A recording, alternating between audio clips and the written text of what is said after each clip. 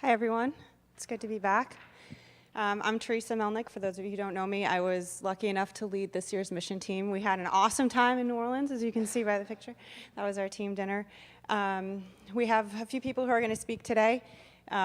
We have Tish, Todd, Dawne, and Sophie have all agreed to speak.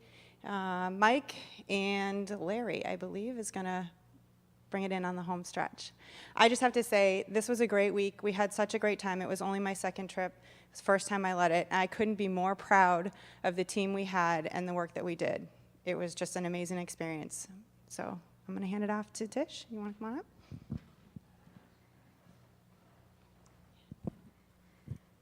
Good morning.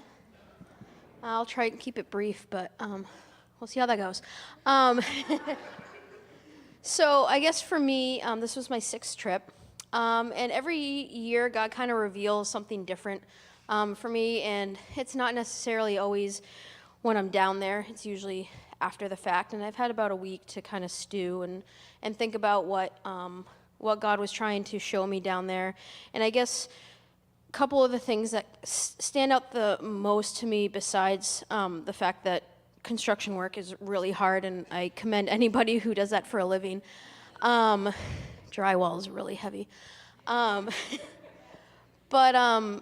one of the things that I loved seeing the most was there was a lot of youth on our trip this year, more than I've seen in a while, between St. John's and then the Dover Children's Home that came. And it was really awesome to see how, like, right off the bat, they would just jump into it. My experience at the middle school, you usually have to, poke the kids to do their work or even like bribe them with candy to get things done, but none of that happened. I was lucky enough to be a guardian for 2 teenagers that week. Yay.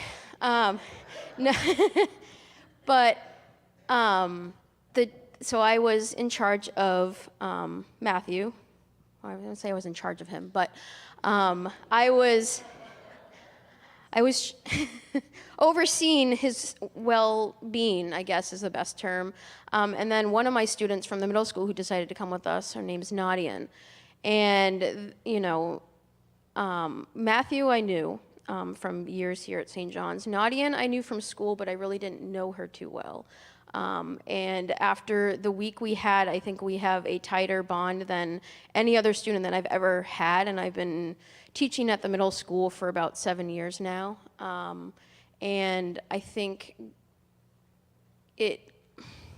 for the last couple of years that I've been in charge of the youth ministry here, I've always had this underlying self-confidence issue about, like, am I doing enough? Are we doing the right things in youth group? Is God teaching me, or through me teaching the kids the right things? And after this week, he's really solidified that I'm in the right place. Because it not so much, I don't know if I'm teaching them right things, might not come down till they're, down the road, but for me personally, I feel the luckiest person to be able to be involved with all these youth. The 2 kids that I was in charge of, I don't know what it's like to be a parent, because I really didn't really have to do anything. They were the best kids I've ever seen. Even on the drive down, I was really hesitant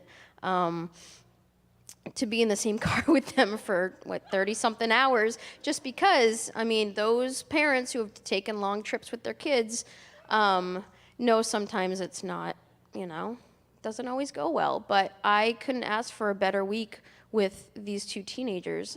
Even getting to know the DCH kids was fantastic, and it's just God's way of solidifying that I'm in the right place.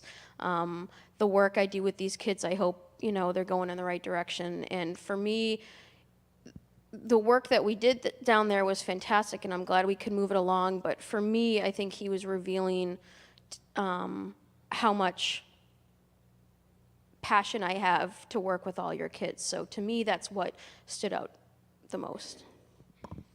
Who's up next? Yes, I am. Guess I'm up next. This is now the 5th time I've been on mission, and my other trips have been international. This is the first time I've actually been in states doing something other than local habitat style builds. And you know, I was prepared, but I wasn't fully prepared, I guess. And the biggest thing that kind of came to my mind was the issue of homelessness, and it hit us pretty heavily. We were staying in just outside of French Quarter, and the place we stayed is a homeless shelter. They serve meals 3 times a day, most days. And you can't avoid it. Here, you know, in New Hampshire, and especially in this area, we have some semblance of homelessness, but you don't, if you ignore it enough, you don't see it. There it's seriously in your face. But at the same time, there's this dichotomy. There's, you know, the nice parts of French Quarter, and you get to see the great architecture, and then you look over on Decatur Street, and you're like, oh, good Lord. The reality is there, you know, and New Orleans is very proud that they've decreased the number of homeless by, they're claiming 80% because they go to Katrina where almost everybody was homeless to now saying, well, magically everybody is now not homeless. But then you get into what's called more chronic homelessness. You know, these are people that have been on the streets for years and years and years. They have a lot of issues. They have mental health issues. They have substance abuse issues. And to me, you know, it was being able to connect to that and, you know, being able to say, all right, this, to me, it means I need to continue advocating for that, even when I cannot actually see it on a daily basis up here. It's still an issue. Regardless of where you live, it's still an issue and needs to be dealt with. That's my experience. No pressure. Okay, I feel like a stand-up comedian. So this was my first trip as well, going with my family. I'm being loud, Mom. Daughter Sophie, for those of you who don't know her or forget who she is. Thank you. Anyways, thank you for that interruption.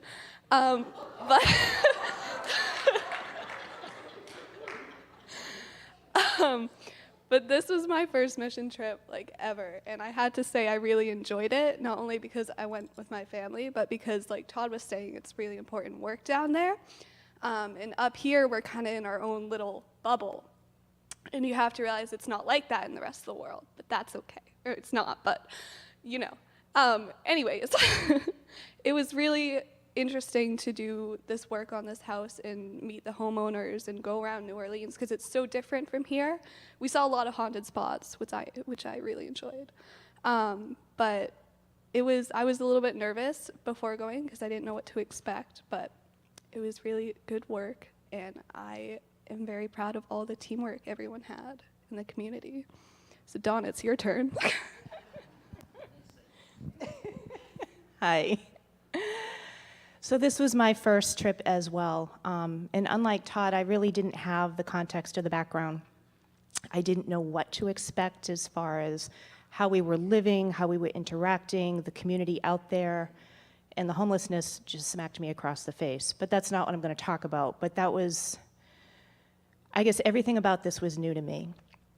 From the time we first got on the sites, we did these icebreakers every single morning, and we're all sitting there going, oh, God, do we have to do another one? But they were fun, and they were informative, and everybody got to get a sense of who everybody else was. So us as a team, I mean, we all knew each other. We were on this team. Some I met. I see Rich and Nate back there in the corner. But most of us know each other. But after this, I'd say we know each other a lot more. So we had families going down. The Launchberries, 3 generations of Launchberries. We had the Holmans, we had Mike and Teresa and the girls, and Todd and Sophie and I, and we all got a chance to figure out who each other were. After the icebreaker, the first thing we did was haul two stacks of 12-foot drywall into the house, taped double. They were heavy and they were large and they were really difficult to get through these doors and up the stairs, and it was really interesting to see how basically a bunch of strangers kind of hunkered down and said, okay, you do this, I'm going to do this, you work over here, let's break up into groups, and how everybody managed to do that right off the bat, and just continue that as we worked along. The second thing we did was put up insulation. I had never really done that. And Todd looks at me and says, okay, we're going to work together. I'm like, no, you work with Sophie. Kind of an ulterior motive to get them working together. And because she went into this, I don't want to say skillless because that's kind of cruel, but I mean, she's never used a drill. She's never done any of this manual labor. She's painted. But she's never done this stuff, and Todd's done this because he's been on mission trips. He's done his own construction with his dad, and so I purposely put them together so that she would learn something and that she wouldn't do the mom thing, like don't tell me what to do kind of thing, or I'm doing it right, you're doing it wrong. So I put them together and kind of watched and saw how that went, and I think there was a little more of that going on too, as far as mentoring and just bringing out the best in those of us who had a lot to learn and those of us who had some skills already. It was a beautiful sharing of community and mentoring and teaching, and I'm ready to do more.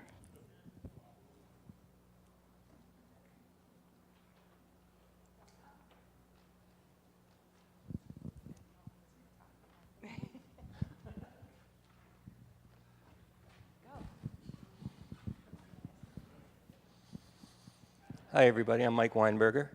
This was my 10th trip down there. Every mission trip to me is different. Like, I never go in with any real expectation from previous years because the journey is always different. The experiences are different. Even though I had stayed at this place before, it was humbling to me to see the people that lived in the area, to interact with the people from the area. It always draws something inside of me that God has always called me to go on these mission trips.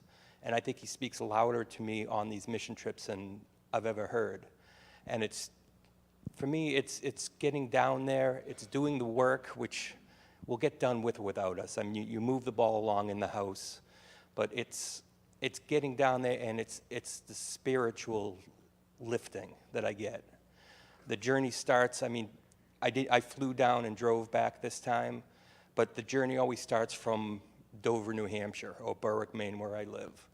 And it continues down there, and you run into people, you hear their stories, you experience problem solving, and for me, that's the biggest part, is going down there. You're in an uncomfortable place, you're sleeping, you're not used to where you're sleeping, you're having issues thrown at you like, how do I make this piece of drywall fit this wall, which seems very, very easy until you actually have to go and do it and say, oh yeah, there's an outlet right there. I'm gonna have to measure that in. There's a lot of math that you should have been paying attention to in school, but you didn't. And now you're tasked with doing this, and this is for a homeowner that, is depending on you to help them along because they've lost something in either Katrina or the tornadoes that went through there. And this gentleman that we were working for lost his house in both. So he had his house rebuilt after Katrina. Then the tornado came through, and it was a very thin path that went through all these neighborhoods, but you could see the path where this tornado went. And he was just in the line of the tornado, and it ripped his roof off. It soaked everything. They had to strip everything down to the studs. And that was the physical part of it. You learn how to deal with that, knowing that this guy is, and his family are waiting to get home. But for me, it's like Tish was saying, a week after you get home, it all starts to kind of filter through how important these missions are. From my perspective, the drive back, we had tragedy struck us on the drive back. lost a team member lost her brother on the way back, and that news came in, and that was very powerful, but we're also an extremely strong team, and that made us even stronger. I've never seen a group of people, there was, I think, 26 of us all together, that many people all working together to do something as, it seems mundane as putting sheetrock on a wall or painting, but it's not. It's so much more than that. And for me, that's the best part of it, and that's what keeps me going. And I'm so happy that God has spoken to me to tell me this is what you need to be doing. That's all I got.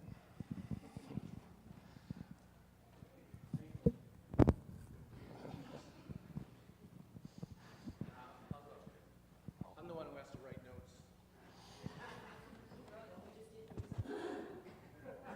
It's only about 7 pages. It's not bad. So, I was part of the team that worked on the second house. We got the easy job of painting. So, needless to say, there was competition going back and forth, between the drywallers and the painters. But we were at 4701 Night Drive, so we called ourselves the Night Riders. We were, it was Keith Launchberry, Claire Bloom, my wife Susan, and me. And then we had Melissa, Ellie, Emily, Jasmine, Leanna, and Jack from the Dover Children's Home. Great crew, great crew. As everybody attested to for the other site, it was really wonderful to see the group come together, because we don't have much interaction with Dover Children's Home. We support them financially and through gifts in the Giving Tree. But to really work with them, that was something totally different, and it was really, really awesome. Just a quick blurb about the house we were at. It was a house that was owned by a couple of sisters. One is 57 and one is 50, and one of them is mostly disabled. She has brittle bone disease and is wheelchair bound. And when those tornadoes went through, those sisters were in that house, and they seek shelter. And fortunately, they did go to the hospital afterwards, but there was nothing serious, mostly just shaken up. But now they're separated. One of them is a caregiver for the other one, and now they're separated while their home has been in disrepair. So that's been stressful for them too. So our goal was to really work hard and help bring these women home. So again, our job for the week was just to try and get the priming done and a couple of coats of paint on the wall, and I'm really proud to say that we finished that on Friday. The team brought it home on Friday and finished up that second coat of paint, so that was a good finish to the week. But for me, the week was full of many blessings and new connections, as I mentioned, the Dover Children's Home. But again, there's these people at church we sit with every week, and sometimes we don't know them as well as we should. So that was one aspect of the week that was really good. Our spiritual theme for the week was for us to observe, think, and act. And this actually came out of an article in Foster's about a man who was talking about religion. And he goes to church every week, and he said that was one of the things for him that really made I guess religion work for him. It's observing what's around you. It's thinking about how that impacts other people and how that impacts you. You think about the scriptures that you hear and all the lessons that you learn, and how do you put that into action? That's what's really important. During the week, I had the privilege of serving communion to our team on Sunday night, using the elements that had been blessed by Pastor Sue before we left. And then on Friday morning, Patrick Murphy, Matt Morissette, and I went over to help Dawne, Charles, and R.J. Bolian move some furniture around that they had brought down from their home in Dover to get it up into their tree house. So we had to walk up this huge flight of stairs up into their house and bring that in. But then it was really nice to sit down and celebrate communion with them, again, with those same elements. So we were really tying that connection together between Dover, New Orleans, our team, and the Bolians. And it also made it extra special, too, was that before we left, I had asked Pastor Sue if she had a chalice that we could use, because I didn't want to bring around the little tiny plastic cups and try and mess with that at our team meeting. And she says, oh, well, I just happen to have this little chalice that Bishop Devidar gave me that he brought from Israel. So it was a beautifully olive wood crafted chalice. Had a picture of the last temple, whew, boy, long week. The Last Supper burned into it. It was just a really beautiful thing. And it was really nice to bring that along with us too. So here we are thinking something, from Israel, coming here, down to there, and serving the team members. It was just really, really nice. But the most exciting and wonderful thing for me, and this made it clear, was to see the spirit of teamwork and love that grew throughout the week within the whole team. We had individual families that were coming together like never before. And we made new friends with the people from the Dover Children's Home. And what we really bonded over was this fictional guy named Larry. You probably saw that in some of the postings. And those stories we'll share with you over in Hartford Hall if you want. It was just really, really funny how that happened. So for me, it really became clear how God sent us to New Orleans, not just to work on a house, but to rebuild our connections and our love for each other.